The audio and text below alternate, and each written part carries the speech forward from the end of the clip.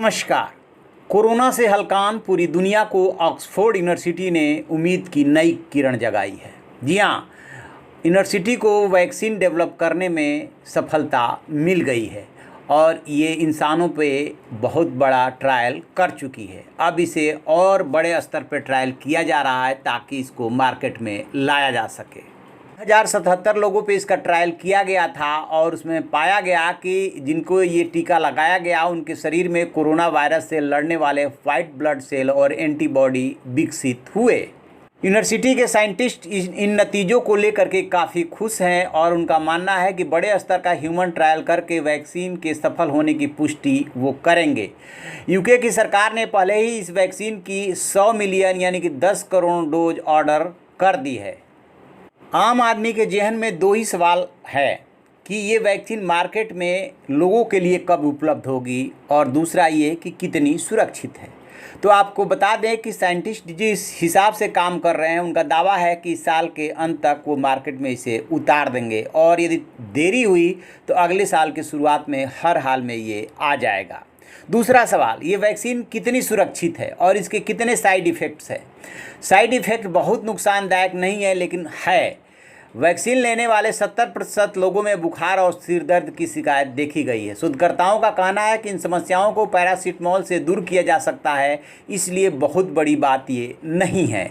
Oxford university के professor सारा Gilbert का कहना है कि यह वैक्सीन कोविड-19 के लिए कारगर है। इसकी पुष्टि करने से पहले काफ़ी कुछ करना अभी बाकी है। इस वैक्सीन की शुरुआती परिणाम बहुत ही उत्साहजनक है। पर सारा गिलबर्ट की माने तो वैक्सीन के आने का लक्ष्य साल का अंत रखा गया है, लेकिन निश्चित पूर्वक कुछ भी अभी नहीं कह सकते। उनके मुताबिक वैक्सीन के अंतिम फेज में सकारात्मक रिजल्ट चाहिए, इसके बाद इसकी बड़ी मात्रा में निर्मित करने की आवश्यकता होगी। वहीं नियामकों को आपातकालीन उपयोग के लिए इसे लाइसेंस देने के लिए जल्दी से सहमत होना पड़ेगा। सारा ने के मुताबिक वैक्सीन के इस्तेमाल से पहले उक्त चीज़ों का होना जरूरी है, इसके बाद ही यह संभव हो सकेगा। उन्होंने बताया कि ऑक्सफोर्ड के वैज्ञानिकों ने इस साल के सितंबर तक कोरोना वैक्सीन के लाखों डोज के निर्मित होने का लक्ष्य रखा है। वहीं ब्राज़ील और दक्षिण अफ्रीका में आखिरी स्टेज के ट्रायल चल रहे हैं, अमेरिका में शुरू होने वाले हैं। ऑक्सफोर्ड यूनिवर्सिटी के मेडिसिन में प्रोफेसर जॉन बेल कहते हैं, महत्वपूर्ण बात यह है कि पर्याप्त संख्या में लोग वायरस के हमले से प्रभावित हुए, उसके बाद उन पर वैक्सीन से अच्छी तरह से असर किया। इससे प्रतीत हुआ कि यह वैक्सीन सुरक्षित और प्रतिरोधी क्षमता बढ़ाने वाली है।